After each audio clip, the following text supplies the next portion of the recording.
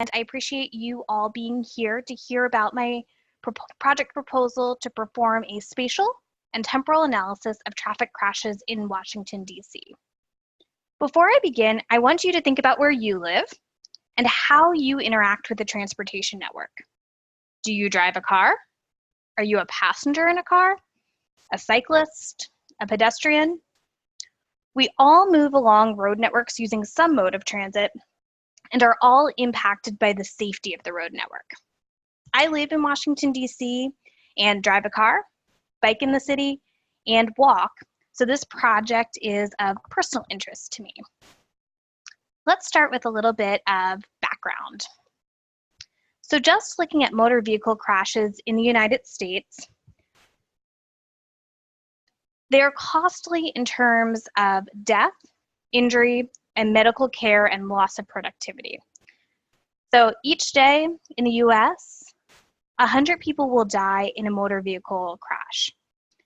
Annually, more than 2.5 million people are going to be treated in emergency departments as a result of a motor vehicle crash. In addition to having injuries, it's also expensive as far as medical care and then loss of productivity. Each year, more than $63 billion is spent in the United States on care and loss of productivity resulting from traffic crashes. That's in the general US, so I want to bring us closer to Washington, D.C., which will be my study area. Each year since 2015, the number of traffic fatalities, and this includes people in cars, people on bikes, and pedestrians, has increased.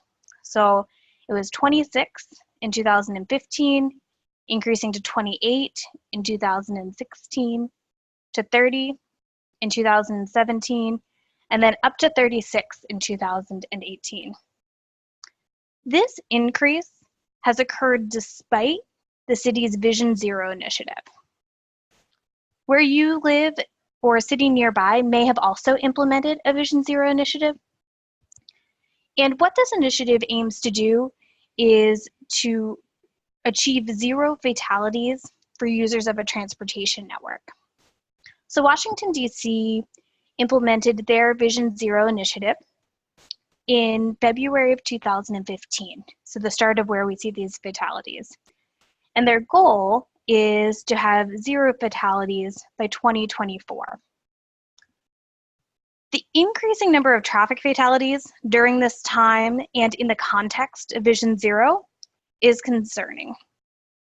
So the goal of this project is to determine if there are areas that have a statistically significant spatial and temporal clustering of traffic crashes. Because identifying where these hotspots are, if they exist, will allow dangerous road segments to be prioritized and traffic crash reduction measures to be implemented in the most dangerous road segments. So what will this study do? Given that background, the goal of this study is to look at both spatial and temporal trends of reported crashes in Washington, D.C. The data set will cover 4 years before Vision Zero was implemented, so traffic crash data from 2011, 2012, 2013, and 14, as well as 4 years after the initiative, so 2015 through 2018. And with all this traffic crash data, this project aims to answer several questions. So let's walk through them. The first question is looking at location and number of crashes. Are there areas in the city that have statistically significant clustering of traffic crashes? So what that means is there would be a high number of crashes surrounded by other areas that also have a high number of crashes, indicating a hot spot, or a cold spot being a low number of traffic crashes surrounded by other areas that also have a low number. This will be the first piece, and then the second piece is looking at the temporal component. Is the clustering of traffic crashes, areas where there are high number near other high number, is it consistent over time, or is it changing? Are there areas that are becoming more dangerous or becoming less dangerous? Adding that time piece will help us answer that question. One of the things I hope to pull from that time piece are an identification of road segments that are consistently dangerous, so consistently a hot spot, because that would indicate that those would be the highest priority to introduce things like traffic calming measures or to investigate why are there a high number of crashes here. Another component of this study is looking at not just all traffic crashes in aggregate, but identifying dangerous road segments by mode of transit. So this study will be repeated 3 times, all of the analysis steps, for crashes that include just vehicles, for crashes that include a bicycle, and then for crashes that involve pedestrians. And that way we can compare, are the dangerous road segments the same for these different modes of transit? Or are some intersections or some road segments more dangerous if you're on foot or on a bike compared to if you're a car? The last 2 questions draw on this time piece and look into it a little bit more. By taking all of the traffic crashes and identifying the day of the week and the time of the day that these crashes happen, we can plot to determine dangerous days of the week in general and dangerous times of the day. These can then be further investigated to determine where these crashes are happening at the high crash times of day and crash times of the week. To answer these goals and objectives, I've identified 3 data sets that I will use. The first data set will be crashes in DC. So let's zoom in here. Here's a screenshot of what the data looks like in ArcGIS Pro. It's a point feature class, and it has been made available on the Open Data DC website. The crashes in DC, so each of those points, are derived from the Metropolitan Police Department's crash management system. Each of the crashes includes a report date, so when the crash was reported, as well as characteristics about the crash. Most important for the questions that I'm asking are who's involved in the crash. So if it involved pedestrians, vehicles, or bicycles, or what combination of those. The data set's actually pretty comprehensive and includes over 200,000 crash reports. And the data set ranges in dates larger than what I will use. The oldest crash report in the data set is from 1975. And the data set's actually pretty up to date. When I pulled it last month, it included 2 days prior. So it is very recent and being added to. But I'll be cutting off my data at the end of 2018. There are some limitations of this data set that I want to mention. The crash data includes a report date, and this report date is when the crash was reported and it filed into the system. It is possible that there are crashes where the report date doesn't reflect the actual time that the crash happened. It could have been reported after the fact, and that may impact the temporal analysis. Most crashes, from my understanding, are reported immediately, so the time will probably match. There are crashes that may not have police reports and may be omitted from the system, so those would not be included here. There are some crashes in the data set that don't have a report date, so those will also be omitted. Despite these limitations, this is the most comprehensive traffic crash data set available for the city of Washington, D.C. The next data set that I'll be using is also available from the DC Open Data Portal, and that's the street center lines. Part of the analysis will involve identifying dangerous road segments, and to do that, the traffic crashes will be aligned with the street center lines. And the last data set that I'll be using is the Washington, D.C. boundary. The reason that this will be used is to ensure that all of the traffic crashes from the tabular data are actually in the city, that there wasn't a data entry error in the location. So if somebody flip-flopped their Latin long, or they dropped a negative sign and it's outside of the boundary, I'm just going to exclude them if it doesn't fall within the boundary, so clipping the data down. To perform the analysis, I'll be using ArcGIS Pro 2.3. And I'll walk you through in more detail the different components I'll be using in just a few moments. What is my overall workflow? During this semester, I spent a lot of time doing a literature review, and this has helped me identify the methods that I'll be using for this analysis. I've also already acquired the data.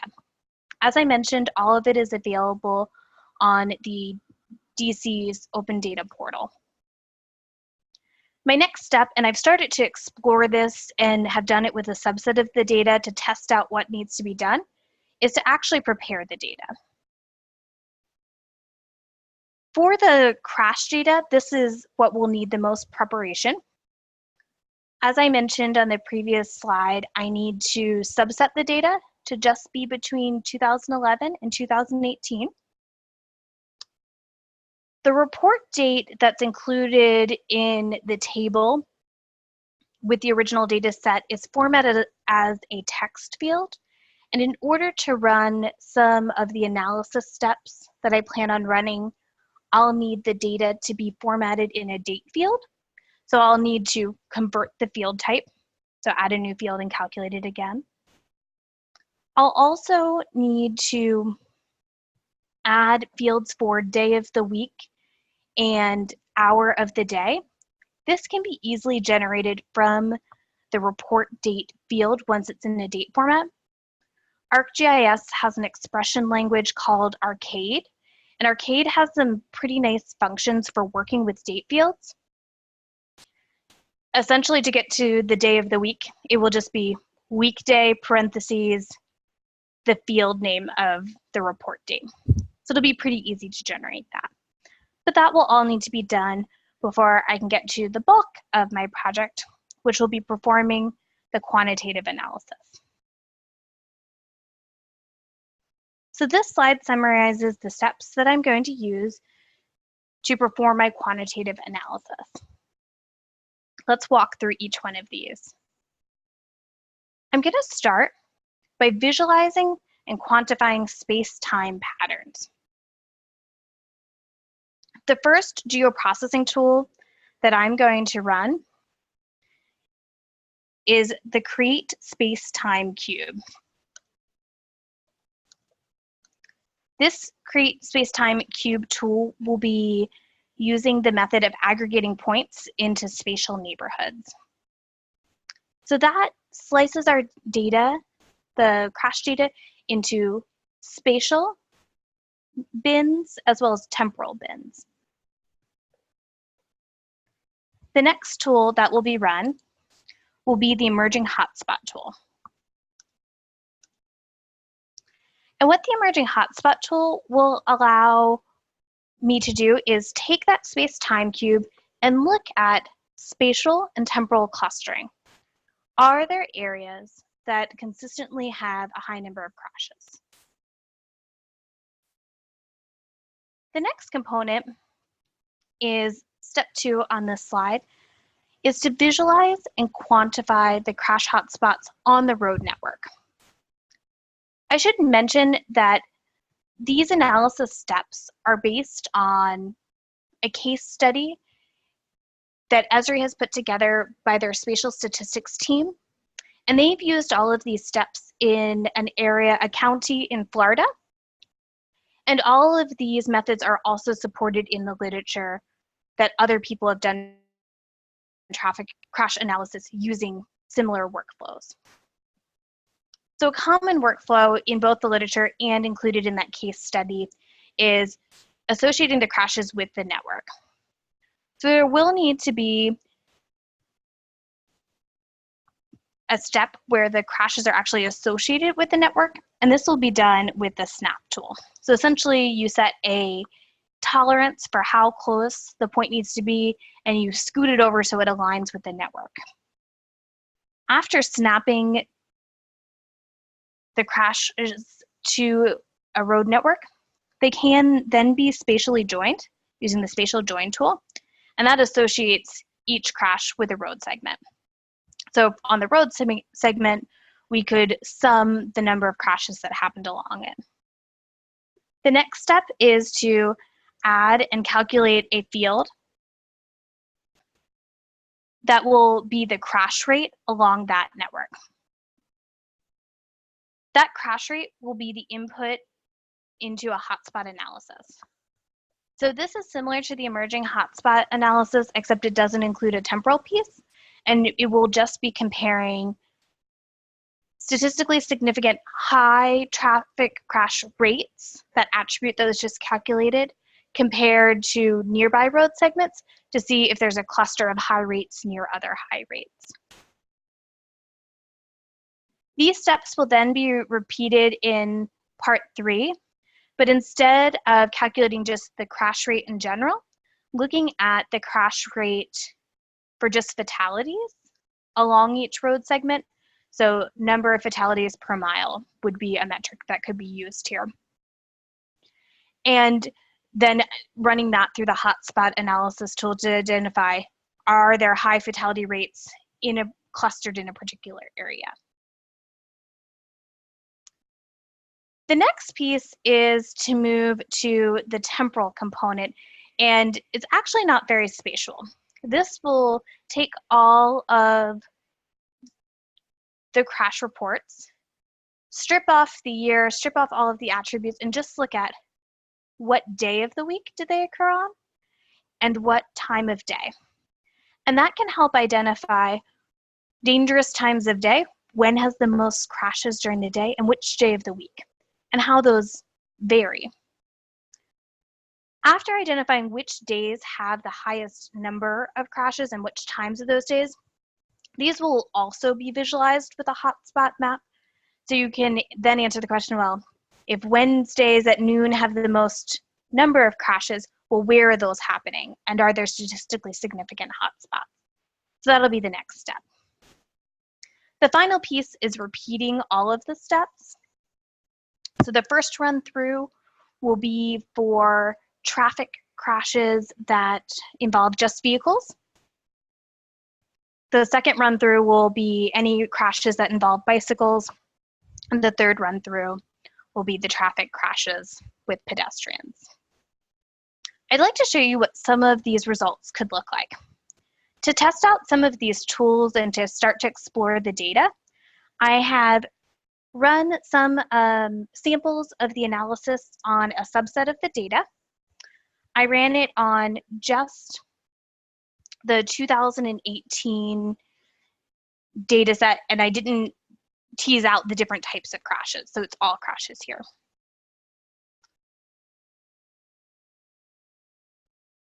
This first map shows an example of what an emerging hotspot analysis will look like. So remember, this is looking at the spatial and temporal neighborhoods and asking the question, are there a high number of crashes near other spatial and temporal neighborhoods? You can see in downtown DC, these dark red areas indicate a persistent hotspot. So those are areas that consistently have a statistically significant hotspot over the whole year. Whereas these dark blue indicate that this is a persistent cold spot. Consistently a low number of traffic crashes surrounded by other low number of traffic crashes. One of the things that I ran into, and may be an analysis challenge, is each of these geoprocessing tools, like this space-time cube, has many parameters that could be valid. So the spatial neighborhood, anywhere from maybe a quarter mile to a half mile or a mile, could be an acceptable unit to use. One of the things that I want to do in the analysis is run a couple of iterations of these different parameters and see how that impacts the visual output to make sure that the outputs are visually appealing and produce a meaningful result.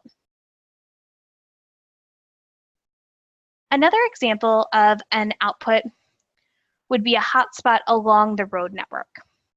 So this again is the 2018 data, and we see a hotspot of high traffic crash rates in downtown DC and then cold spots surrounding the northwest part of the city. This will be done for both traffic crashes rates in general and then for each of the different transit methods as well as for fatality rates. So similar maps will be the output of those. The last example is looking at the day and time. So I actually found this to be very interesting because some of the results mirror what was found in the Esri case study of the traffic crash analysis in Florida.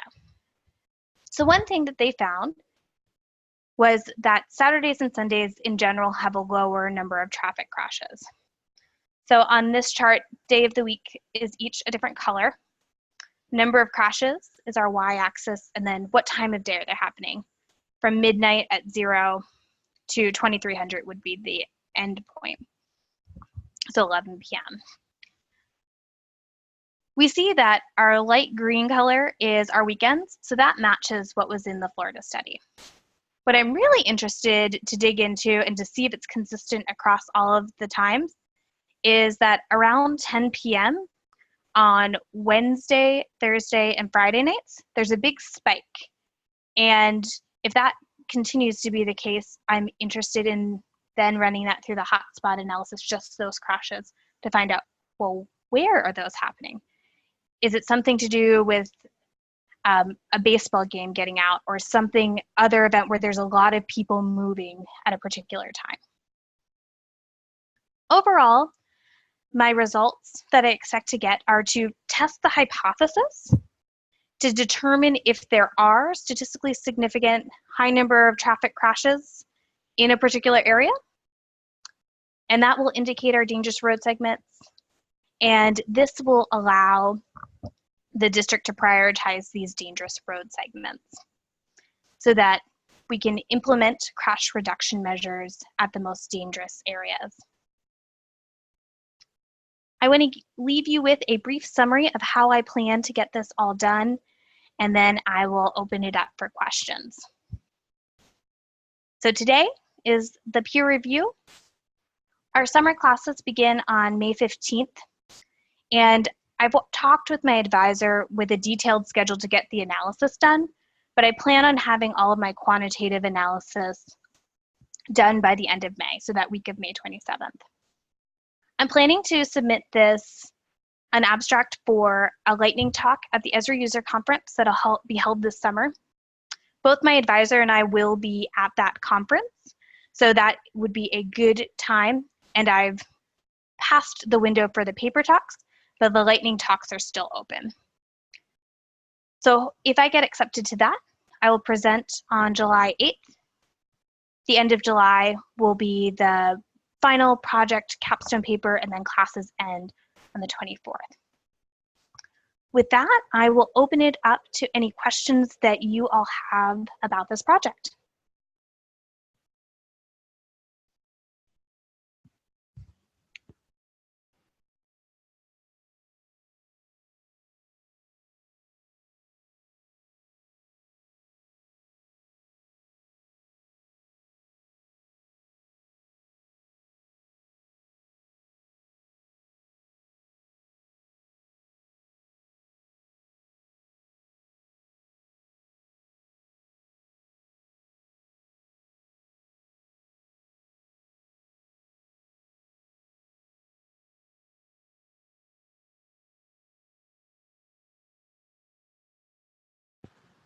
So that is a good question.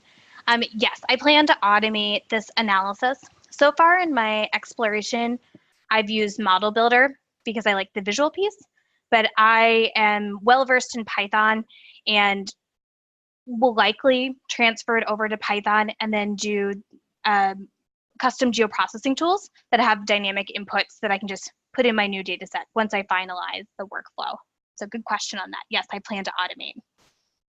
Can you read out the question before answering, because the chat window isn't included in the video? Sure. So the question was, since you will be repeating the analysis several times, will you use some scripts to encode all the steps? So then the next question is, do you have any weather data for your analysis? No, I haven't considered adding weather data because the aim is not to answer the why, but to indicate the where. I think once I have the where, that will lead to some hypotheses about why these are happening, and weather is a good point to consider on a potential reason of how that could change over time.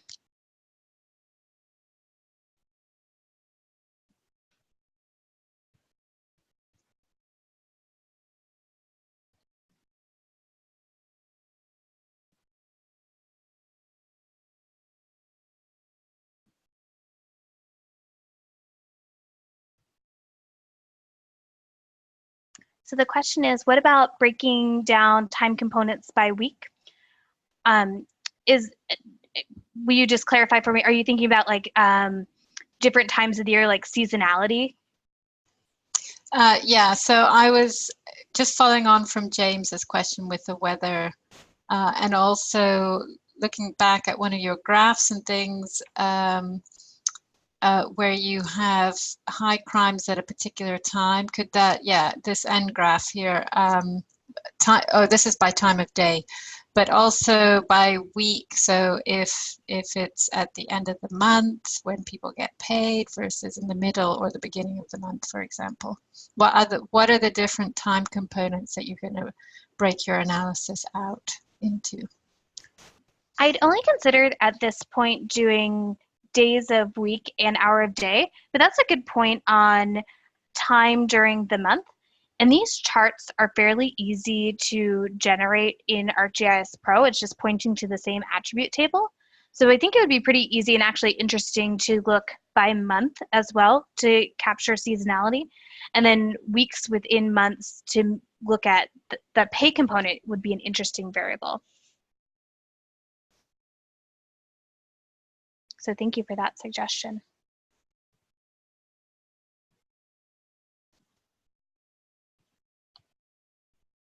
Other questions here? Any final questions?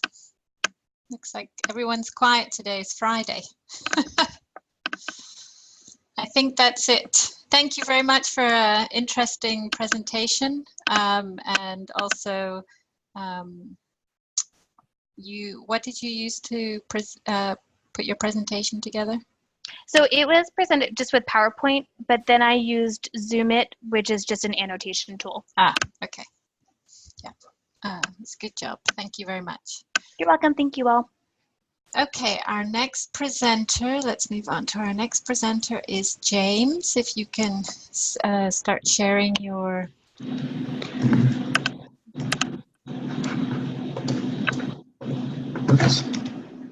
I can see it and I can hear myself. Can you see that and hear me? Yes, we can. So whenever you're ready, go for it. Okay, great.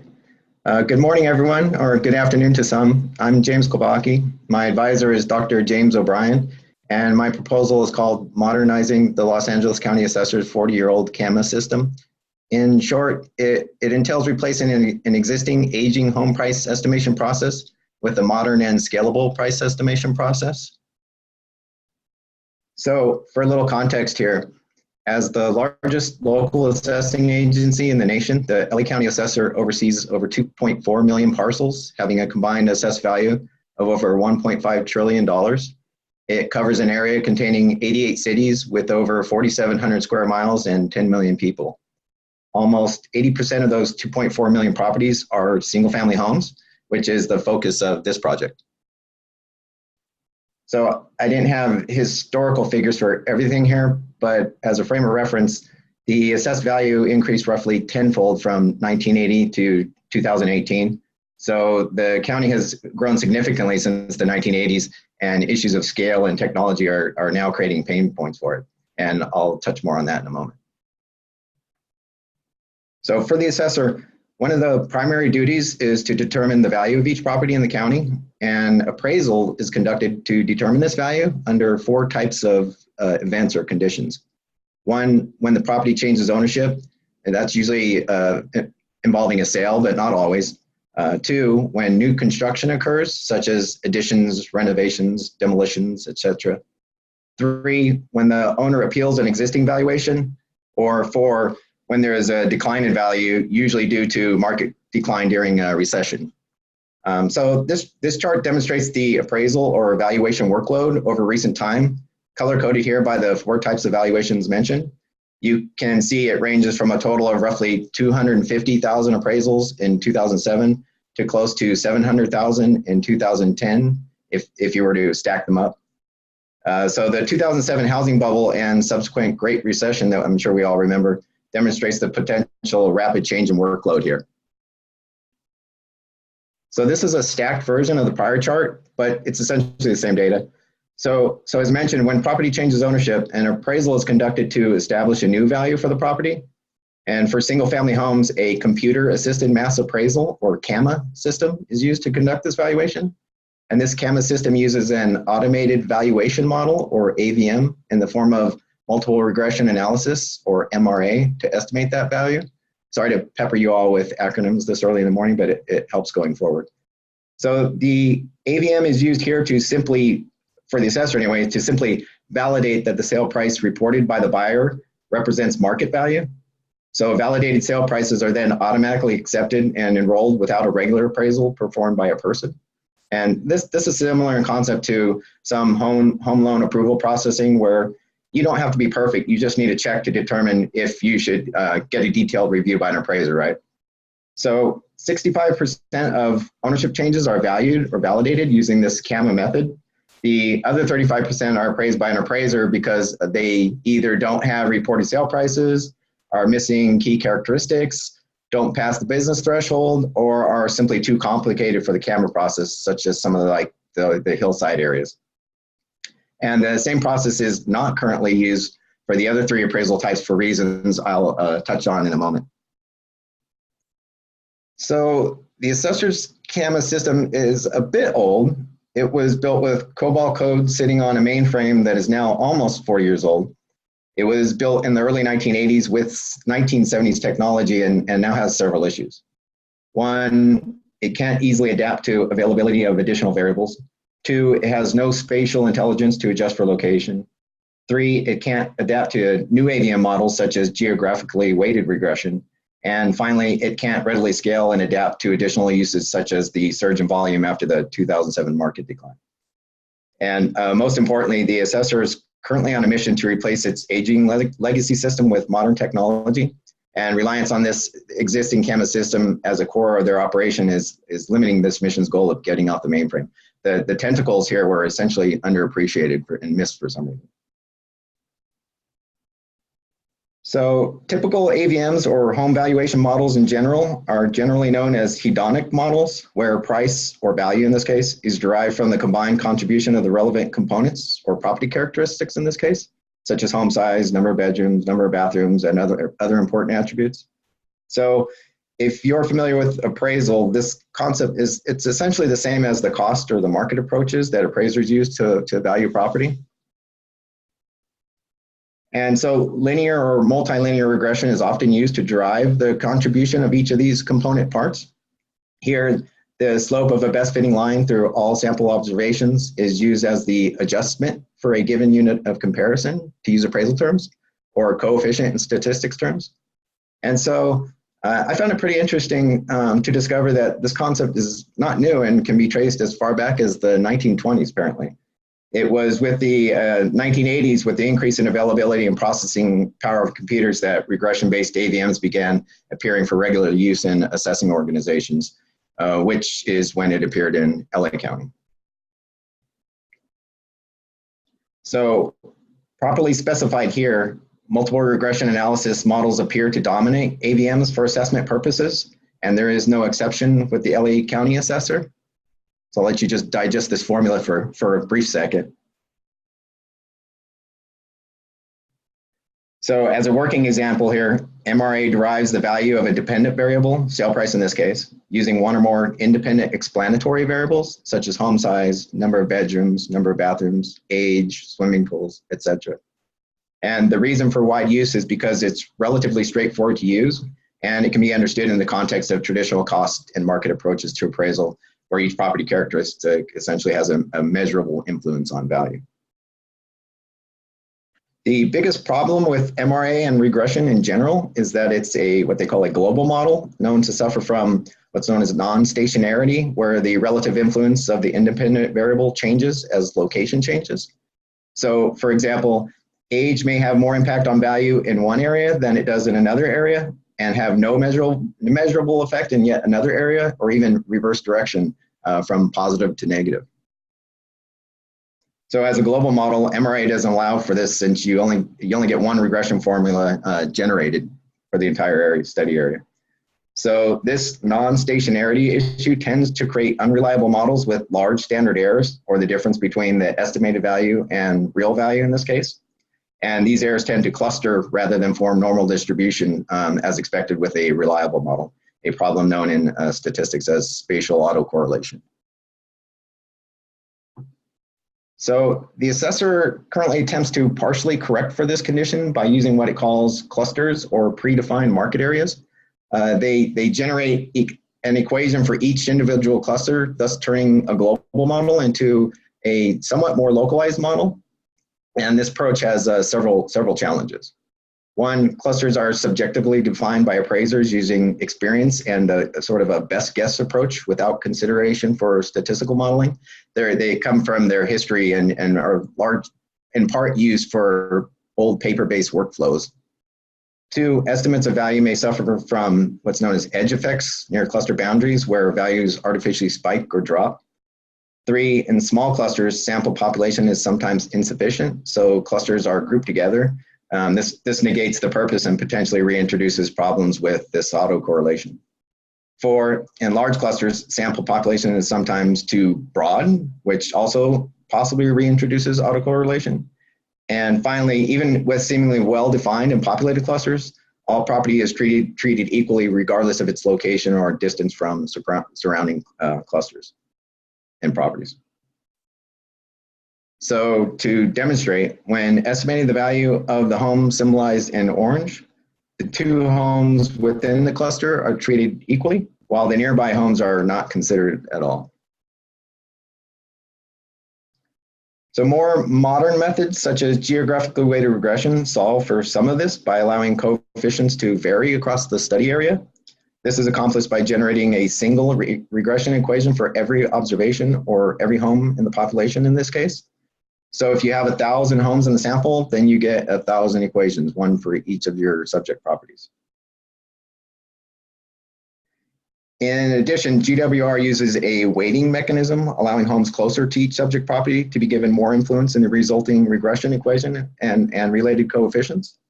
In ArcMap, the sample populations can be determined automatically or by set distance, or by a minimum number of samples or homes in this case as specified by the user.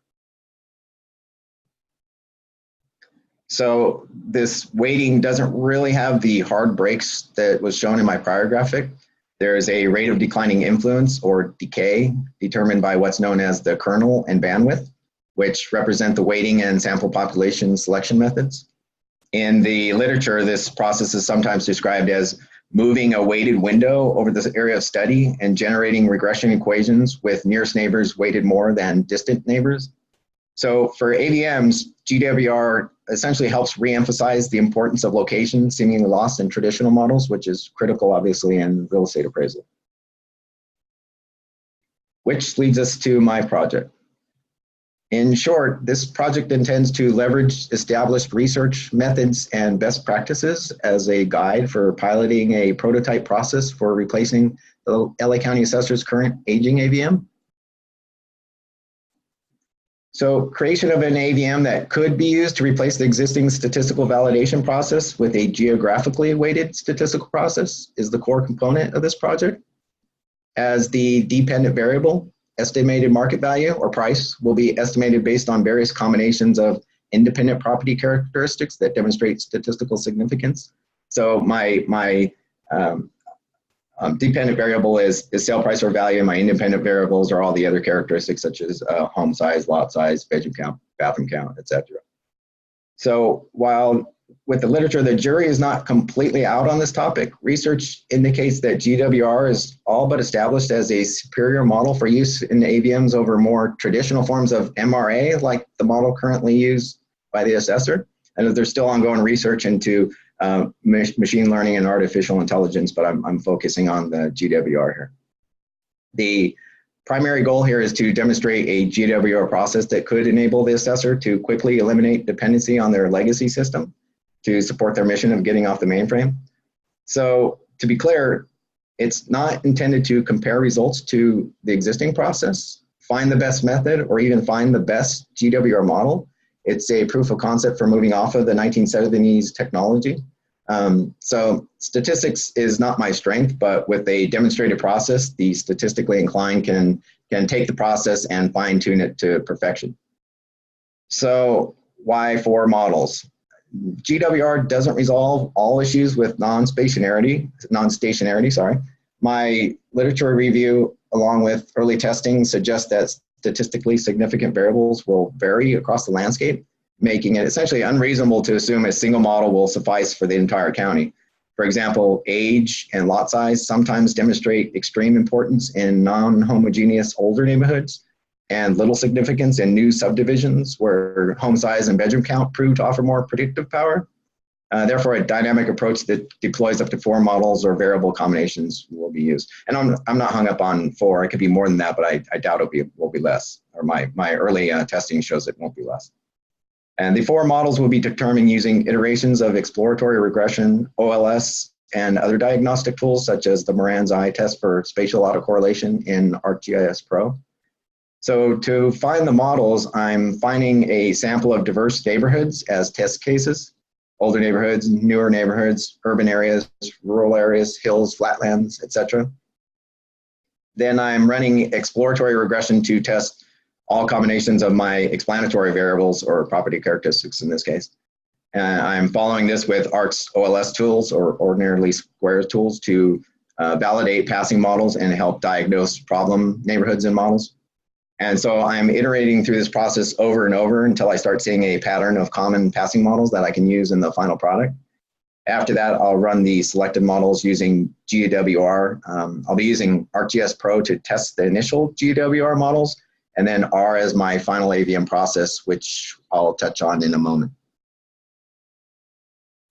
So the same research and testing along with experience suggests that hard boundaries such as school districts, freeways, channels, and other barriers can affect home values in the same or similar way that home characteristics can. And GWR doesn't fully resolve for this issue. So there's various methods for managing this issue, such as creating discriminating or dummy variables, or using the cluster approach the assessor currently uses. My approach will use the same concept as the assessor's existing cluster approach by filtering sample populations by school district for each iteration of the GWR process. And this may seem contradictory to my earlier discussion on clusters. However, this approach serves 2 purposes. One, it recognizes the potential need and desire to create controls for geographic areas and features. And 2, it puts in place a method for continued use of the existing cluster approach if that is required by the assessor or if the cluster boundaries are later improved to consider statistical modeling. However, don't forget that either way, GWR still likely improves the cluster approach or school district approach here by giving more weight to near homes than homes further away within the cluster, or again, school district in this case. And school district is chosen as my test case simply for its known fluctuating influence on value in certain areas. So each home in the population will receive a GWR-derived estimate of value or price for up to 4 models composed of different attribute combinations. And these 4 models will be predetermined from exploratory processes mentioned earlier. So From the 4 estimates of value, the one with the best combination of diagnostic values will be selected or marked for further use or processing. And as the final GWR process I'm talking about at this point. So I haven't pinned down how best is defined yet, and there isn't an existing consistent standard in use by the assessor that I can compare to, but it will be based on a combination of acceptable diagnostic values with lowest AIC score and highest adjusted R squared. In addition, what determines an acceptable passing model will be partially dependent on business rules and the purpose of these AVM valuations. So initially for simply validating known sale prices, so you know the answer, the AVM process provides a check that probably doesn't require as stringent requirements as a valuation that determines, say, an unknown price, right? So in order to identify the best valuation just mentioned and to support any reporting, analysis, or downstream processing, data from the resulting GWR process needs to be captured. This includes the resulting valuations, the diagnostic information, diagnostics resulted from the process anyway, and other metadata such as the date run, model used, and any other important information. I anticipate capturing this information back in the same database that will hold the sales population. The initial implementation will be conducted on my desktop computer, which is actually a small laptop. And after processing selected smaller sample areas, I'll attempt to run the process across my entire sales population, which now includes 55,000 home sales that occurred in 2017, which I'll touch on more in a moment. I plan to repeat the process in a cloud environment using the same software tools. This will allow me to test performance and scalability with the more powerful resources. So I don't plan to test different environments for any kind of detailed performance comparison. I simply want to prove that the process can be run for the entire county in some reasonable time. And I'm not sure what reasonable is yet, but the desktop will set a benchmark by telling me if it takes hours, days, or continuously fails when all sales are used. And when I get to that point, I may actually have to test a smaller sample in both environments and infer the full population, depending on what the pricing models look like that I haven't really dug deep enough into. So data, nothing works without data, right? Data for over 250,000 homes that sold between late 2014 and early 2018 were acquired from the assessor. Sales occurring in 2017 will be used for this project, reducing the sample population to roughly 75,000 homes. And those sales have now been filtered to exclude condominiums, non-market transactions such as probate and foreclosure sales, as well as properties that are missing key attributes such as the sale price, home size, bedroom count, bathroom count, etc. This reduces the population to roughly 55,000 sales for this project. The process for parsing and transforming attributes into meaningful information and variables that can be used in GWR's calculations or any statistical modeling has begun and is largely completed. So for example, assessor 4-character text-based use and design codes hold the fact that a home has a swimming pool, air conditioning, and other potentially meaningful characteristics. So these characteristics have been essentially stripped out and converted into Boolean 1 or 0 values, also known as dummy variables, to represent existence or absence of a characteristic. Also, calculated values have been created for attributes such as age of the home, while estimates of replacement costs and depreciated replacement costs were calculated using data from assessor cost manuals. The parcel polygons were acquired for the purpose of generating or tracking the XY centroids for each property. Also for calculating the lot size. For some reason, the assessor doesn't actually capture lot size. And as a visual reference for map display as needed. School district boundaries were, of course, also acquired in order to capture the district as an attribute for each property for the filtering process. And during my research, I discovered additional possible attribute transformations, such as exponential transformations, where the square, cube, or log of an attribute is generated to account for potential nonlinear relationships. Multiple regression requires linear relationships in this case. For example, testing sometimes indicates that the size of a home can demonstrate a nonlinear relationship where, as size increases, the relative impact on value fades in importance. Research also revealed attempts by others to manage issues with bedroom and bathroom coefficients, such as negative values. So sometimes as you have more bedrooms and bathrooms, the value goes down. That doesn't make sense, right? So these researchers converted them into Boolean variables, indicating that a home simply has less than 2 bedrooms or more than 2, and likewise less than 2 bathrooms or more than 2 with some success. So there are currently 27 core property characteristics, not including a few calculated or transformed attributes mentioned that I'm still experimenting with. Additional information was collected but isn't represented here since it's not relevant for the project or it might have security issues. So this includes items like the address, document numbers, owner names, etc. And several common software tools and platforms will be used for data storage, transformations, analysis, processing, and testing of scalability. Microsoft SQL Server is being used for database storage and data processing operations such as filtering, transformations, and data enrichment. ArcGIS Pro will be used for exploratory analysis and initial GWR processing, along with any geoprocessing needed for data creation, such as the XY point, center point extraction. I was also exploring the R bridge for ArcGIS as an additional GWR tool. However, I discovered it adds essentially no value for my less than advanced exploratory purposes, so I won't continue with that. And there's another reason for that I'll touch on here. Finally, SQL Server 2017 machine learning services is being evaluated for countywide scalability. The features I'm interested in is essentially allow you to use R services and Python scripts as well directly within SQL Server. So for scalability and performance, this appears to offer significant benefits in the form of processing speed and simply by reducing the number of working parts here. So I'm looking at SQL Server for the final or the machine learning, which is essentially SQL Server with added features for the final AVM engine, where ArcGIS Pro simply serves as the exploratory and analysis tool up front, and T-SQL via SQL Server machine learning wrapped in R code becomes the final CAMA product for considerations of scalability, integration, and processing efficiency. In addition, R would allow a statistician to further customize the models as they see fit beyond what ArcGIS Pro can offer.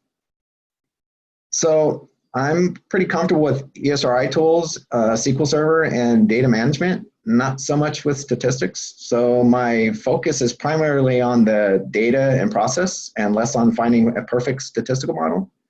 A perfect solution for estimating home values is not expected from this project. The primary expectation is to identify and test processes that demonstrate the assessor's options for replacing its existing CAMA system in the short term, while longer term solutions can be explored. So this may allow the county to meet its stated goal of replacing the aging mainframe in or around 2019. And so at the bottom there, you see I borrowed a portion of a quote from Dr. O'Brien here, the first 2 parts, and then I added to it to customize it to essentially summarize my goals, is to make it run first, make it run fast second, make it good later, and make it perfect someday, which would be somebody else. So the timeline here may appear a bit ambitious, and it probably is. However, I began collecting and working with data for this project at the conclusion of the capstone workshop this time last year. I've been able to use some of the data for different purposes in other courses. This has essentially allowed me to analyze and begin the filtering, parsing, and transformation processes early. I was also able to begin experimenting and thinking about relevant data, transformations, and tools during the Geography 586 course last fall. And so now I'm currently well into the exploratory regression process for finding valid models. And finally, the proposed venue is the ESRI UC in July. I submitted an abstract in November and it was recently accepted. Alternatives include the IAAO, or International Association of Assessing Officers, or the GIS and CAMA Forum, usually held in February. So thank you for listening. Questions?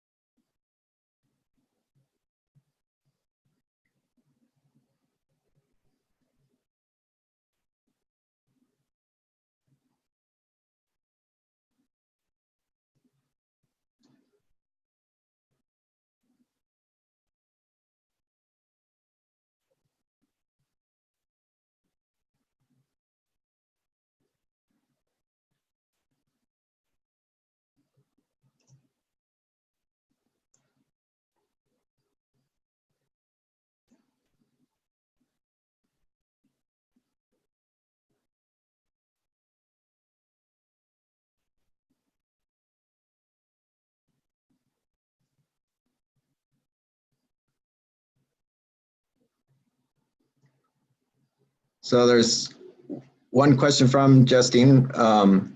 For the long-term use of this method, how often should such assessments be performed?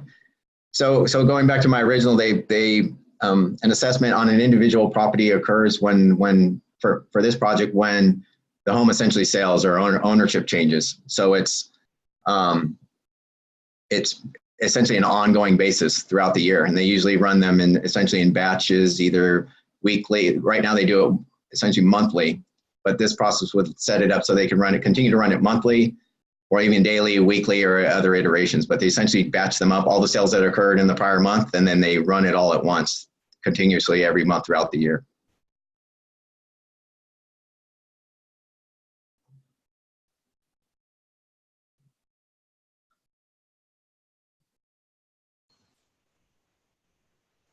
Any other questions?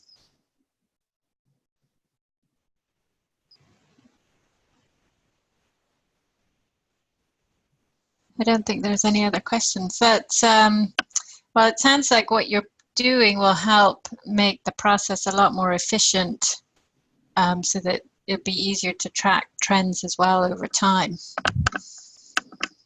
Yeah, that would be beneficial. But you've got quite a bit of work ahead of you there. But thank you for sharing. That was a very good presentation, and look forward to seeing your final outputs. Thank you.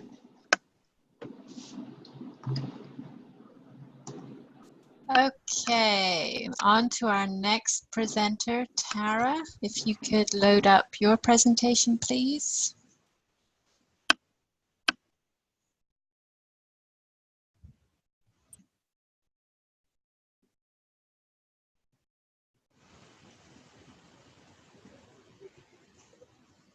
So whenever you're ready, go for it, and I'll set the timer.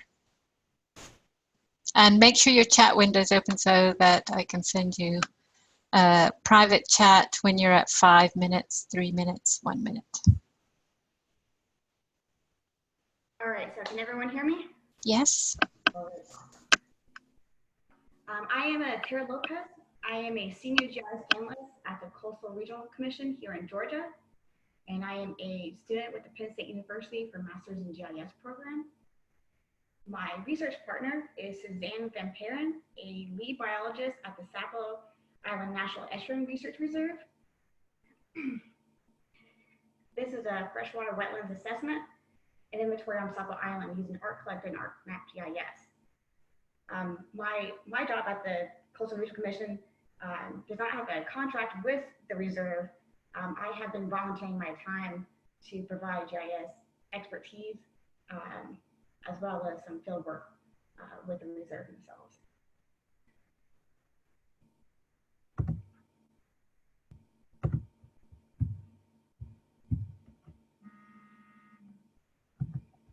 Sorry, having some technical difficulties.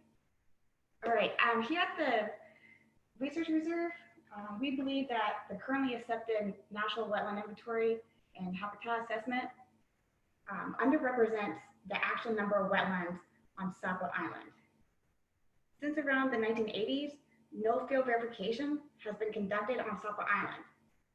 The researchers have started the project for identifying this and field verifying in 2017, when an intern started collecting some GPS points of some major wetlands they found. They only found about 17 to start with. And the main goal was for them to conduct a habitat assessment as well as a field verified inventory of freshwater wetlands. I joined the project as a GIS analyst and volunteer field worker around mid-2018. And my goal was just to provide all the GIS expertise they had. They don't have, the island is supposed to have a GIS analyst on staff, but they currently do not due to limitations of training. So I volunteered to be that person for them. I facilitated the utilization of GIS to record future changes of the extent and ecological condition of the wetlands throughout the island. Although a habitat map and data for the island already exist, We believe there is a need for more information characterizing the ecological condition and structure of the wetland habitats throughout the island. Through this assessment, we can gain a better understanding of the number and extent of seasonal and ephemeral wetlands on Saba Island, as well as potential for freshwater fauna inventory. The habitat map that you see on the screen was classification data that was derived from 2013 NAPE imagery. And as you can possibly tell, the verified wetlands that we have in the white outline polygons match up with some of the habitat that was noticed, but you can also see that the smaller wetlands for both the unverified and verified are underrepresented through this data.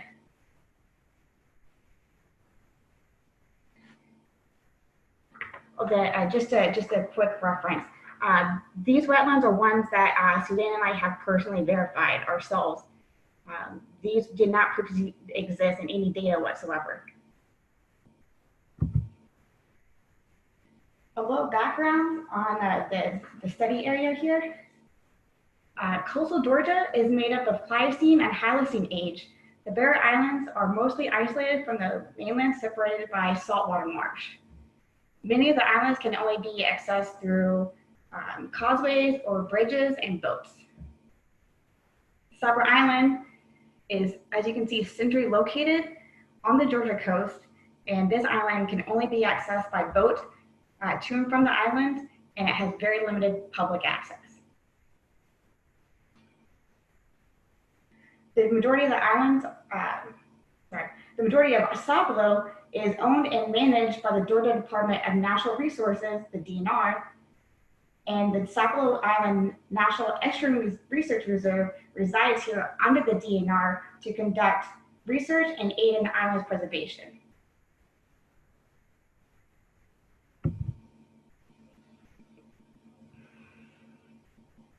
Many of the other Barrier Islands have a lot of human interference and development.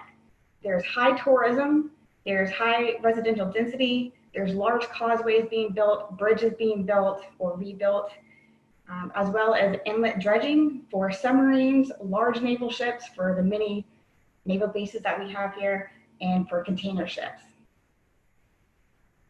I believe there's 3 large ports here along these Barrier Islands here, so a lot of manipulation is occurring through the inlets as well as the islands themselves. These Barrier Islands were once inhabited by the Native Americans until the Spanish occupation missions in the 1600s. The islands were heavily used for agriculture. This manipulated much of the landscape as well as the hydrology of the islands by man-made canals. It's currently unclear how variable the water quality may be within the island's wetlands, and it is likely that the freshwater wetlands and water sources might fluctuate in pH or salinity over a relatively short amount of time, thus reducing their habitat quality.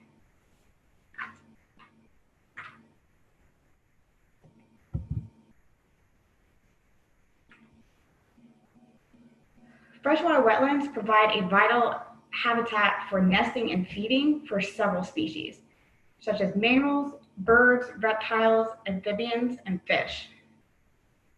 Unfortunately, reptiles and amphibians are declining on a global scale.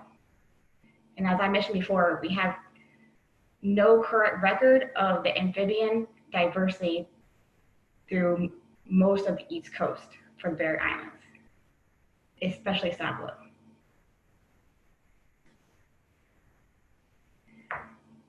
Currently, we are, besides the amphibian diversity, we currently don't know how many wetlands there are, how many are fresh, how many are saltwater, and if saltwater is even occurring yet. Saltwater intrusion is even occurring yet. The saltwater intrusion, which lowers the habitat quality of the freshwater sources, amphibians and reptiles can't live in those conditions. So the freshwater wetlands, when they lower their habitat, it lowers all the nesting and decline the amphibian population. Saltwater intrusion can mainly occur from the tidal influences through those man-made canals that have been there since the 1600s, as well as during all the recent hurricanes and storm surges that have been hitting the Georgia coast in the past couple of years. The wetland that is pictured on the left side here was found only a few hundred meters from the backside of a dune of a southern beach. And as I said before, the recent hurricanes and washovers that occurred nearby, we initially believed that this wetland would have significant salinity levels. However, after water quality testing, this turned out to be a freshwater source, which is very surprising. But that's a great sign that the dunes and the preserving the woodlands in this area could be providing good protection during these major storms,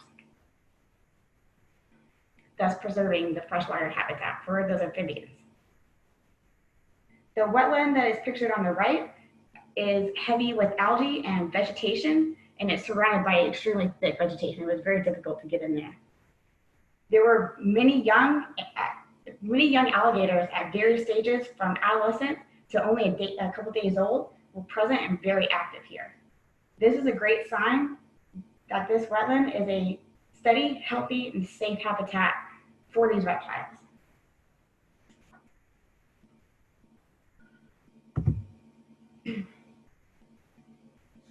Before going into the field to endure the thick brush, the wildlife, and the difficult terrain, we identified potential wetland locations using 6-inch high-resolution imagery, the current NWI, the National Wetland Inventory, and habitat classification data to roughly draw in polygons in ArcMap and ArcGIS Online.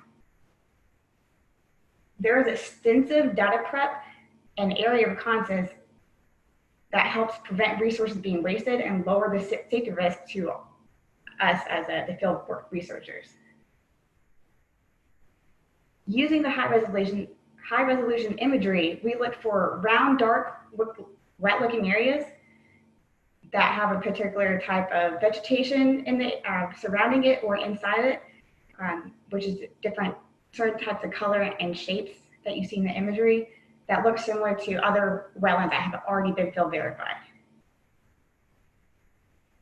In the field, where GPS and data signal can greatly vary and sometimes lost, we look for wetland indicators such as frog calls, round oval shaped wet areas with standing water, and specific types of vegetation such as sweet gum and pine cypress, which you can also see in the image here. This type of vegetation thrives in consistently wet areas. In the picture on the left side here, the dark base indicates a water flux for this wetland. Further monitoring will be needed to determine if this flux is because the wetland is seasonal or if it was just caused by the heavy rain that occurred in the weeks prior to this picture being taken. It's a significant, we wanted to record the extent of each wetland to see whether or not they're growing or decreasing and possibly going away. In the picture on the right, you can see that the standing water, the pine grass, and the pine trees serve as excellent indicators for verifying wetlands. Pine trees can be a good indicator of wet areas, while oak trees are indicators of dry areas. Luckily, these two types of trees have very different looks and signatures in the high resolution imagery, which greatly help us when searching for smaller wetlands that are not indicated in the NWI or the habitat classification data.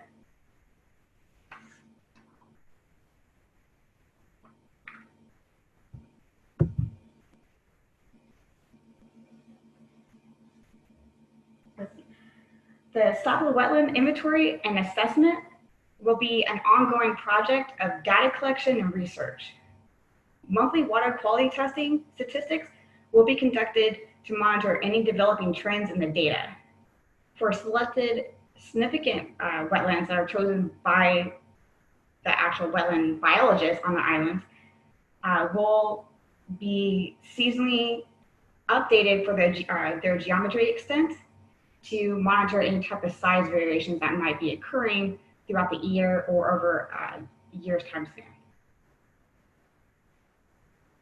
The first phase of the data collection process is to create the geodatabase, all the data prep, which is starting completely from scratch since there's no prior data for this area, and publishing all this the data to ArcGIS Online for Art Collector use and the offline capability of Art Collector. Currently, this phase has already been completed, and we have begun phase 2. Phase 2 involves the wetland field verification process of going into the field and mapping everything by hand. The majority of the time we use Art Collector. There is a stream tool function within Art Collector that we use as you are walking along, as long as you have your GPS in good condition, depending on your signal, we would just walk around the wetland and it would trace our polygon around the area, and we would just enter our information and save it. Anytime that we lost GPS accuracy or our data signal, when we had to download the map for offline use, which only gives you a snapshot of a small particular area for you to add data to, I would just be in the field, and I would just try to carefully add in points in field, and then when we synced it back to our desktop, to ArcMap desktop, I would use the high resolution imagery to correct those vertices to make it more aligned with what I could actually see the wetland being in the imagery, to make it as accurate as possible. Phase 3 will involve weekly water quality testing of each wetland that we find. This phase will be continuous ongoing research for the island. They will be testing for salinity, for pH levels, connectivity, temperature, and just to name a few. There's a huge list of everything they will be testing for each wetland to monitor its status for the assessment and whether or not it's healthy or needs help to preserve it, or if there's anything even we can do to help it. And most importantly, to see if the canals that are nearby could be influencing it depending on tide fluctuations and storm surges.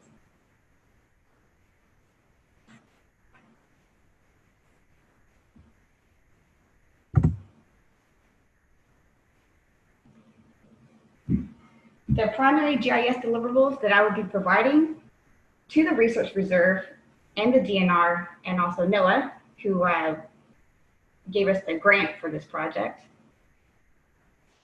will be the standardized data management system using ArcMap, ArcGIS Online, and Art Collector, as well as facilitating training for any interns or other staff members that would be conducting this as well, since I'm only volunteering my time and can't always stay on island with them. This research will continue. The research will continue reading and managing their own data by themselves, since I'm only volunteering my time, using both ArcMap and Art Collector, with me providing basically IT services for them voluntarily when I can. The reference map and the Esri story map will be produced for presentations and outreach regarding the status and findings of this project, both for the Research Reserve, for the DNR, and for NOAA, and possibly educational. It depends on what the Research Reserve wants to do with the data, how public they want to put it. But that would be my guess if they wanted to extend it further, is to outreach this to their research, their actual findings for educational use. The verified wetlands map you see here, this data was current as of April. We have added some things some potential wetland locations that would be represented in yellow since then. But as you can see in the white polygons here, those are ones that we have verified ourselves going into the field, which we've been doing this for about 5 months. So it's going to be quite a slow process. And all the yellow polygons are ones that we have seen either through the habitat map that could be potentially wet areas based on what they have, as well as looking in, just searching through the imagery to see if anything looks potentially wet to go and find. The south end of the island is much more developed, and there's a lot of pastures, and that's where most of the agriculture occurred. That one has been very difficult to go and find even potential ones, besides the large lake areas that are down there. It's going to be quite a long process.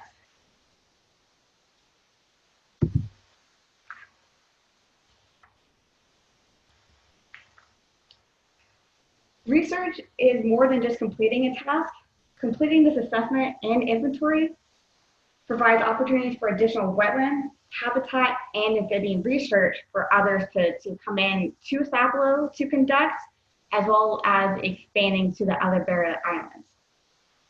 This creates a baseline for other barrier islands along the entire region for the entire East Coast to utilize their own habitat assessment inventory, as well as these GIS methods. Developing a Sapelo Island freshwater wetland inventory for the first time in decades will give a better understanding to what preservation efforts are needed and where. Developing a modern GIS base data collection for a management system will greatly benefit the preservation efforts regionally. In addition to providing educational resources to the public, allows other agencies to develop additional methods and data collection for continued preservation efforts and research in their own area.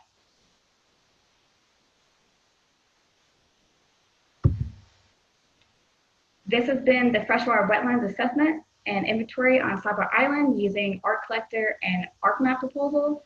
And always remember, unless someone like you cares a whole awful lot, nothing is going to get done.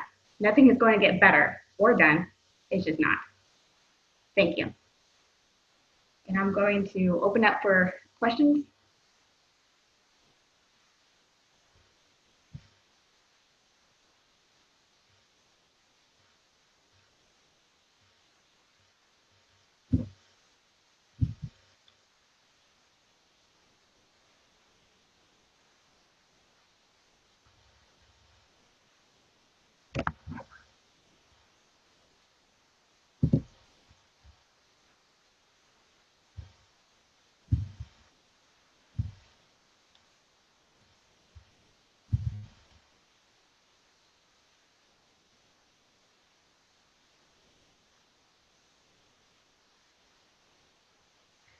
I apologize if you can hear the rain in my background. It seems like a thunderstorm had just rolled over my house.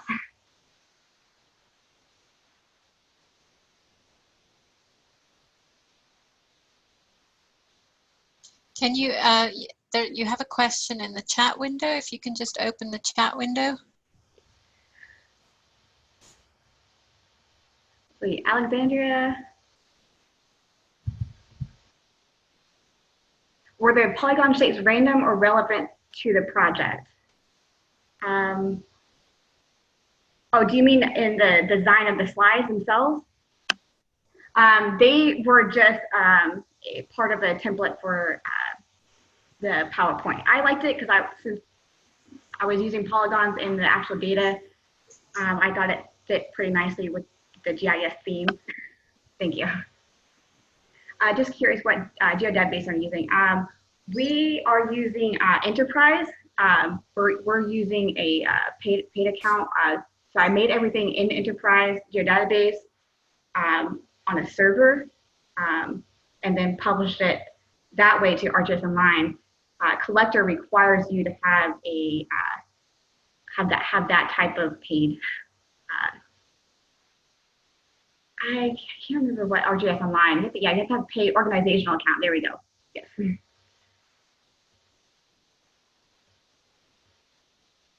to see. Is most of the crew handling the assessment NOAA stuff, or just us? We are doing everything from the ground up.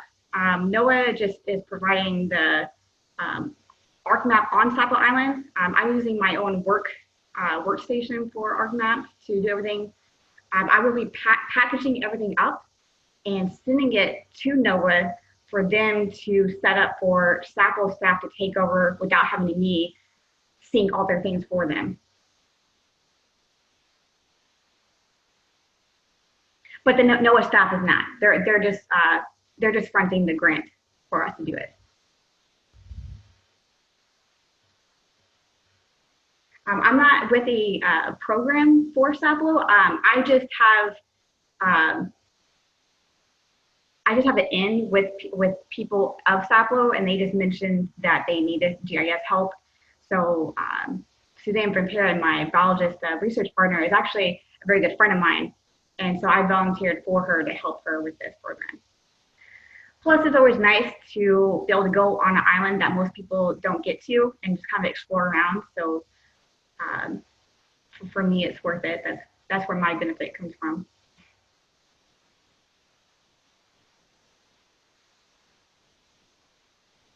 I'm sure there are other similar projects feeding the results of NOAA or other regions. I'm sure there are.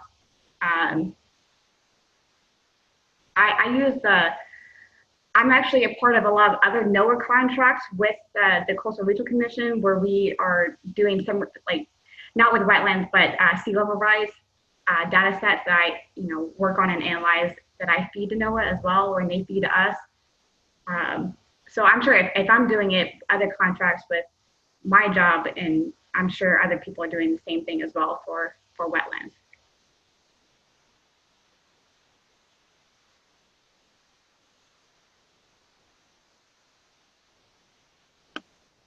Not a problem.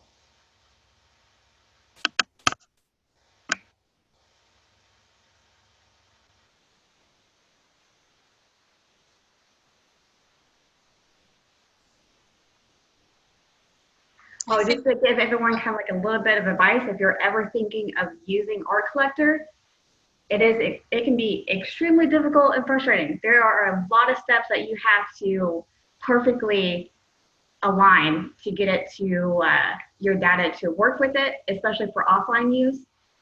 Definitely look into your version or your license level for the Esri desktop help, and to follow their instructions. It's a lengthy process. If you plan on using it for any projects in the future, definitely make sure you have enough data prep time to accomplish it.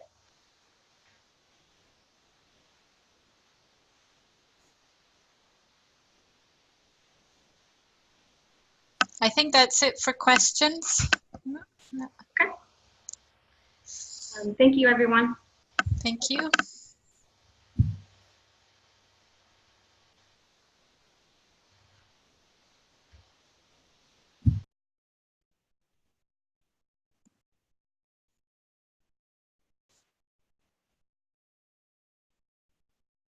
If we can get our next presenter up and running.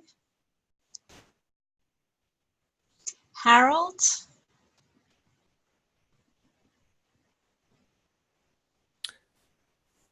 We'll just take a moment. I'm just going to share my screen. Everything should be ready pretty soon.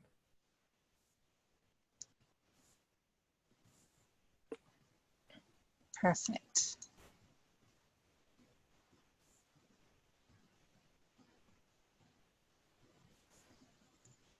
So whenever you're ready, go for it. Oh, dang it. I'm going to restart it here.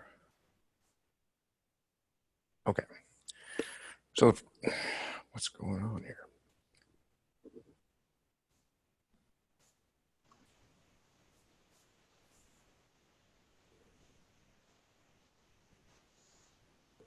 We can see the slides, but it's not going into presenter mode. Do you need to click on the little button to click it into presenter mode? Which little button is that? In the bottom, if you look in the bottom, of the screen of your slides. It's, yes, that one. Slideshow. Yeah, try that. Okay. And it's, Not doing anything. no, it's not. What I can do is this. Oh, yeah. I can move this back to Google Slides. And Or stop sharing and then restart sharing.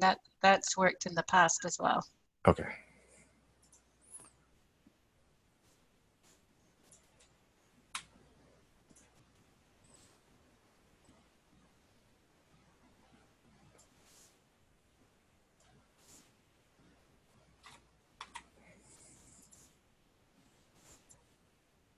I'm just going to run this from Google Slides. Okay.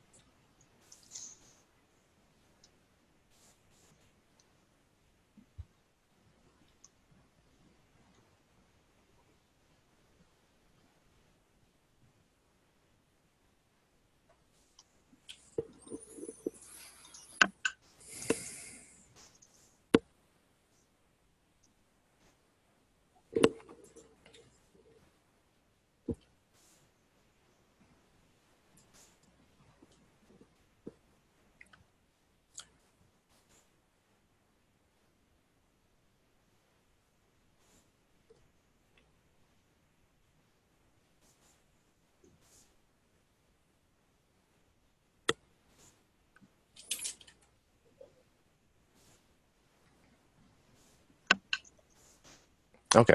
Can everybody see it? Yes, that looks good. Okay, so my project was Amazon H2. They're moving into the Arlington area, and that was back in, I believe it was last fall is when they announced it. So now there's a lot of questions as to how Amazon is going to affect the area and how Arlington can prepare for this. So moving on. Here's a brief table of contents. We're going to do the introduction real quick and then go over the area of interest. Do an overview of the Amazon H2 project, review the problems and values. I also created a small scope matrix. It was actually quite large, actually. But yeah, I'm going to review the scope matrix and explain what the people-centric geodesign framework is. And just going to go through the iterations and then discuss some of the variables and define how this project is going to be a success.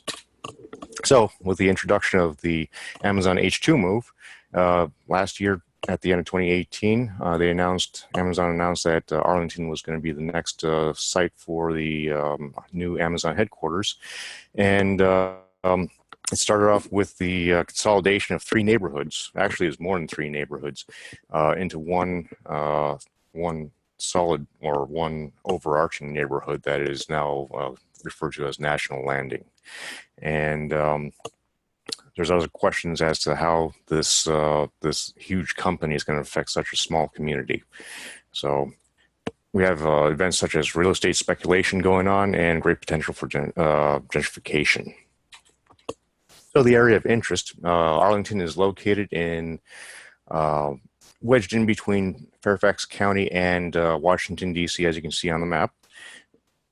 It is a major economical powerhouse in the Northern Virginia area, and a majority of government employees that work in the defense sector, federal government also live in this area as well. It has history with Civil War, and I believe that there's additional history dating back to World War II, and basically a lot of American history within that area as well. Transportation-wise, as I-95, I-66, light rail, metro, and also Reagan National Airport is inside that area as well. So we'll do an overview of the map. That little National Landing is in the blue area that I've highlighted. It covers Aurora Heights, Arlington Ridge. There's 2 other cities in that area as well, Crystal City and Potomac Yard, which is to the south, that reaches into Alexandria. I'm going to blow up this map so everybody can see it better. National Landing is that little axe-shaped area. Several major landmarks include National Cemetery, which is the historic site of Arlington Hall, and then also Pentagon. The Pentagon is in that area as well, and it's also located right next to National Airport. So at least 3 significant landmarks. We also have DC Metro, which is serves 3 stops in that area, and also 2 major highways bisect Arlington County itself, with I-395 being one of the major highways right next to National Landing. So the area of interest or the job situation in Arlington is it is sort of on a decline since the base closing and realignment of 2000 that spanned through 2010 through 2014, and with the recent job closings within the federal government, National Science Foundation, Fish and Wildlife Service, it all increased the office vacancies in Arlington County. So there's more than 34,000 jobs that have been lost within Arlington County. And what the city officials and also the residents hope is that Amazon can replace those jobs with 25,000 more Amazon jobs. Also, there's a potential that the population could grow even further because of tertiary businesses that move in after Amazon's move. So this is the National Landing area this is displayed by JBG Smith.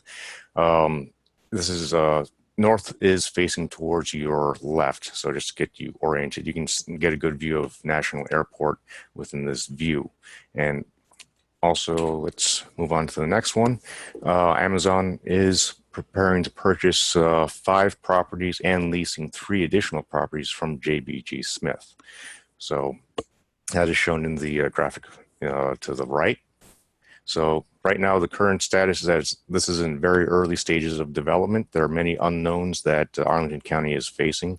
Amazon intends to employ at least 25,000 people for their H2 project, and then there's also potential for 25,000 more employees. There is something has emerged as the explosive growth of employment, jobs, also gentrification and land value increase, and also housing problems as well. So overall, Amazon H2 has support of the Arlington government and the Arlington board. Small business owners fully support Amazon as well, and have stated in the March 16th meeting that they really want to have a diversification of their economy, so Arlington is not solely reliant on either defense industry and federal government. So problems that have arisen is that there is a divide between business owners and local residents. Local residents want to keep the identity of Arlington County solely as Arlington, not as a new Amazon town. Gentrification and or actually real estate speculation is starting to push Arlington residents out of their properties as well. And of course, there's the business people, the commerce of business are in full support of moving Amazon into Arlington. So the major problems are evictions and out-migration of local Arlingtonians. Diversity of housing types is another problem. So it just seems like that there's not enough different types of housing to accommodate affordability. Transportation costs are always an issue. Getting around Arlington, even though it has robust pedestrian transportation infrastructure, it can always be improved, and also reducing transportation costs would help cost of living. In the business sector, there's low customer numbers for small businesses, and they have directly related that to the base closing and realignment. And also the single sector economy is also seems to be a burden since without the defense industry, business has pretty much slowed down. Arlington values, so retaining the current residents. There's a great effort to retain current residents within Arlington. There's no real animosity between residents now and potential transient or new residents with Amazon, with the Amazon move. Also, Arlington also values reducing cost of living. Pedestrian transportation is always a value of Arlington, since they've always relied on Metro, and also they've implemented bike share, scooter share programs. Housing affordability is one of the big efforts that they're trying to improve, and also economic diversification. So I've also created a scope matrix laying out the housing problems and small business problems, and showing how there's a relationship or a compatibility between the problems, or if there's a potential conflict. I've noted that in yellow. If there's no or inappropriate relationship between these, either the values, stakeholder groups, or problems, I've noted that in red. So red means that there's no relation, or is not an appropriate relationship. Yellow means that there is a little bit of overlap, or there's a little bit of relationship, and or even potential conflict. And green means that it's a very good relationship and they can potentially work together. So the people-centric geodesign, it's a framework that is going to focus on various aspects of people's living, commute, employment, and various aspects between when they arise. Now the why part of the framework is going to be describing Arlington. Is Arlington attractive for change? Also defining the scale and scope of the project. Do we need to include Fairfax County into this? Do we need to include Loudoun County? Since a lot of the employees within the Fairfax and Loudoun area, they commute between DC, Maryland, and also they commute to Arlington as well. Fairfax and Loudoun can also provide housing and also additional resources for this this move. Who are the stakeholders and decision makers are one of the things that we're going to review in the why part of this framework as well. So, representation model, we gauge the scale of the project, gain an understanding for Arlington County, its people, stakeholders, decision makers. And during the process model, we understand the history, why Arlington's in a state of affairs, which is pretty much, we've pretty much covered most of this in the previous part of this presentation. Valuation wise, Arlington or portions of Arlington attracted to change. So we're going to take a deeper look at I believe certain neighborhoods, certain areas in Arlington, what can be changed, what can be improved. Change modeling, display unforeseen changes, anticipate unforeseen changes. That's within the housing sector.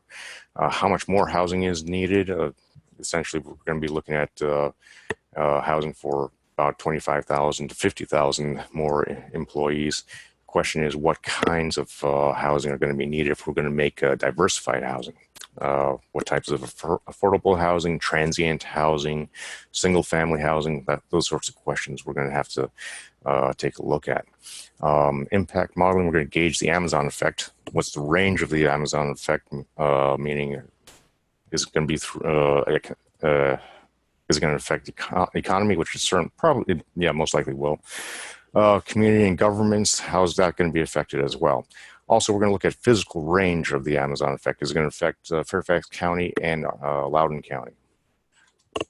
Historically, Amazon has made huge sweeping changes within Seattle. So changing the face of the workforce, changing the skyline of Seattle itself.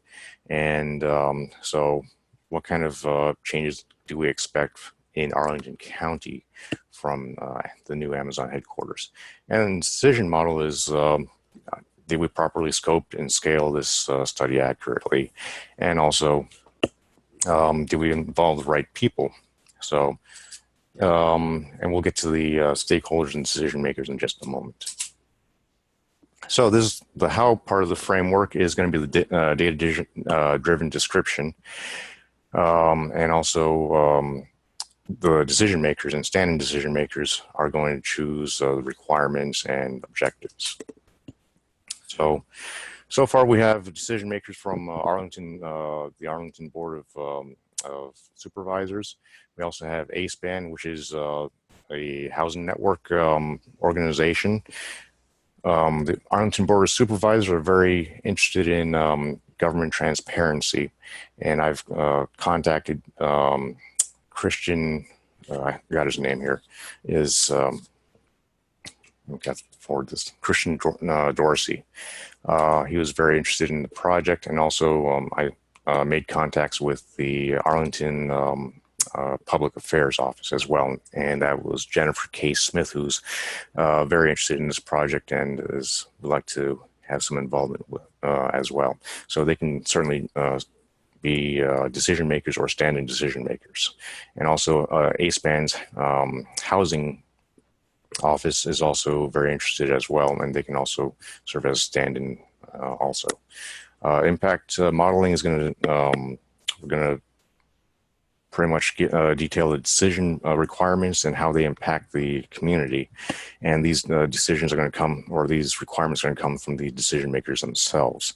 And so we're going to look at the impact of the community, infrastructure, and economy of Arlington, and also include how Amazon may also be affected as well. Change modeling, we're going to develop physical designs with sketching, diagramming, also using AR and VR tools, which I'll get to in a moment. AR and VR tools will help visualize physical designs on the ground. And also you can visualize your GIS data in AR and VR in 3D as well, which may also be helpful, especially when visualizing vertical infrastructure. So, and then the let's see, the evaluation model, assessing the attractiveness. We can certainly review the neighborhoods within Arlington County. Since Arlington is divided up by neighborhood, we can assess the attractiveness, vulnerability, and risk. And also we can build suitability maps from those neighborhoods. And we can also take it down to the parcel level if need be. So we have a variety of different sets of GIS data that's available for those types of suitability mapping. Process modeling will basically, most of the questions that we have about the project, what, where, now, or what, where, and how much will we need of, let's say, affordable housing or small business spaces would we need. And also, we can take a look at pedestrian and alternate transportation methods as well within the horizontal process model. Representation model at the end of the how phase will gauge how the changes impact the previous Arlington model, and it will be made with metrics from, say, GeoPlanner, and also gauge demographic changes as well. So the decision makers and stakeholders, the Arlington chairperson, Christian Dorsey, I've already made contact with him. He's available every Monday and is also very proactive in government transparency. He's very interested in this project, and either he himself or he'll send a representative to I guess, aid with this project as well. Arlington Public Relations Manager Jennifer K. Smith is also has shown interest, and I've been in contact with her as well. She certainly could fill in as a stand-in decision maker. ASPAN's Arlington Street People Assistance Network is is concerned with housing affordability, and also pretty much getting people off the streets and into homes. So fighting back against homelessness and also providing services. And their staff has already been contacted, and their staff is interested in this geodesign project. So we're going to gauge success by collecting requirements and objectives from the decision makers, and also presenting public and stakeholders with data and visualization that support the decisions. So we're going to come up with geoplanar maps and interactive maps. We're going to use VR scenes and apps for visualizing physical structures, and we can also visualize 3D data as well. And then also producing suitability maps and maps that depict change. So here's a little bit of information on the scope matrix that I've developed. Certainly the scope matrix will be referred to, we'll refer to the scope matrix when we examine the map as well. So if we take a look at a certain area, we can decide which stakeholder groups may be interested, which may not be interested, which may be conflicting, which problems and values can be addressed within a certain geographic area as well. Here's the stakeholder list. We have various organizations within Arlington County. Also have color coded that show which are direct stakeholders, which ones have actual money put into the framework and project. And also the ones that are in yellow are pretty much the periphery stakeholders, so homeowners associations, healthcare groups, action groups, volunteers, that sort of thing. So here's a sample of the AR and VR tools that are in use right now within Arlington County. I've produced a 3D model of the building elevations. This is just a sample, sample of what can be done in 3D within ArcGIS as a web map, and also can be shown in VR as well. Also, we have on the right, that is one of the Spiker AR models that are on one of the lots in Arlington County. This is one of the this is one of Amazon's office buildings that are proposed for the site between 12th Street and East Street. And also we have a example of how the AR tools work in real life. This is actually a separate model that I worked on with Spiker AR. I've researched a method on how to use GIS data to interact with virtual CAD models, so you can visualize your design and have your design interact with the local existing infrastructure as well. And that is the pretty much a citation of my work. And I'm going to exit for just a moment, and I'll show you the video of the AR tools.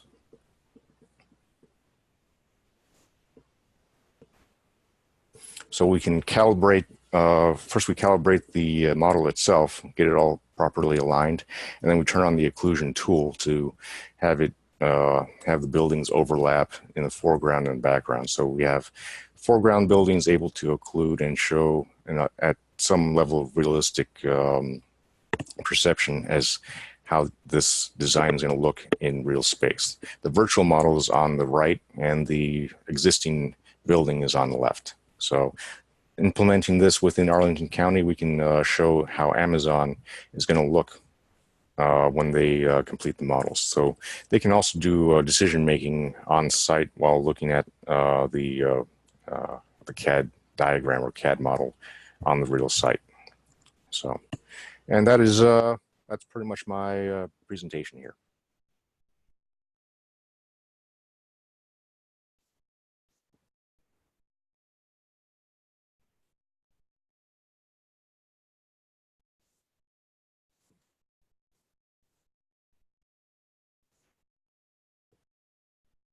Any questions?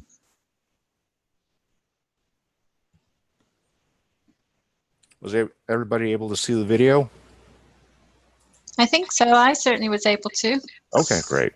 Yeah, that looks pretty cool. It's nice to be. Can you move those the building design to wherever you want to place it? Yes, you can.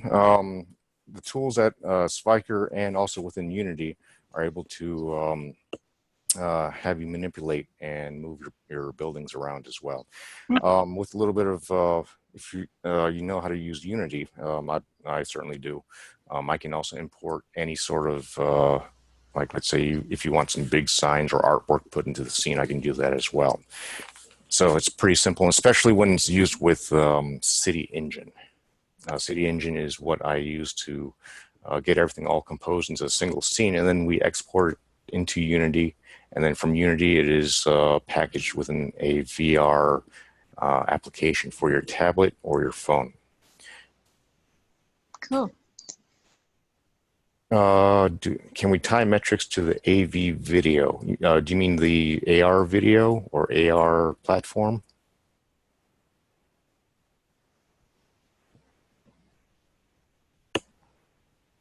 AR. Well, yes, you can. It might have to be hard coded, but yes, you can do so. So we'll have to take a look at how that's going to take place. With the metrics, we could just display it on site as a let's say we put up like a billboard somewhere that shows some measurements. Can it be done in real time? Well, can we make real time changes? Is the question. We'll have to figure out how that's going to work, because everything in Unity works off C#, and it's going to have to take some coding to get that completed. But if there's like a metric you just want to tag onto your AR scene, that's certainly doable. Did I contact the Amazon people? No, I have not. I would like to contact both Amazon and JBG Smith. I want to get something solid, a solid proposal first before I actually go to the customer. So when I want to get a narrative written up, I would certainly like to get in contact with both Amazon and JBG Smith. As I showed earlier, I'll go back to this diagram here. I'm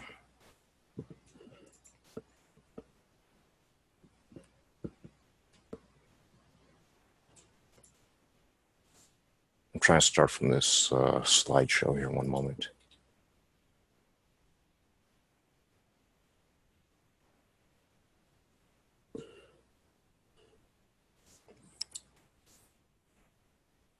In any case, but yes, the map that you see here is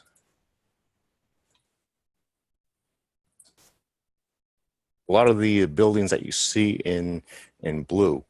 Actually, all the blue buildings are owned by JBG Smith, and JBG Smith also has a future development plan for multiple areas around Arlington, and then Amazon is purchasing additional buildings from JBG. JBG is a major property owner within Arlington, so a lot of the buildings or skyscrapers that you'll see in Arlington are owned by JBG Smith. So they're more than a stakeholder.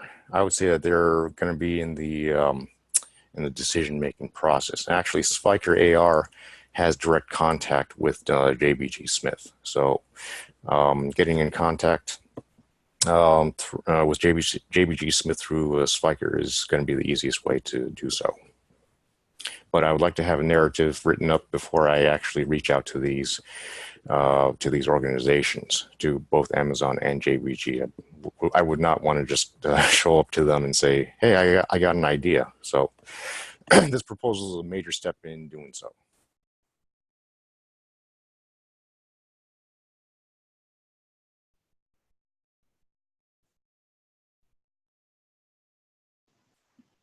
Yes, yeah, that's why I talked with Arlington first. They seem to be very open to basically new ideas and open to different studies.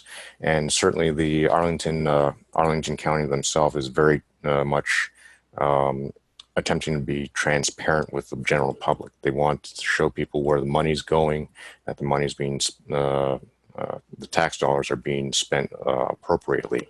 So yeah, it's just reaching out to different groups at just the right time that I see is very important at this point.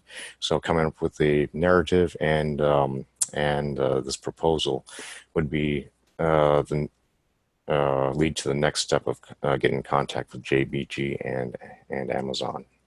The other question is, who do I talk to in Amazon as well? So I'll have to look for whoever's the main, the head of the Amazon H2 move.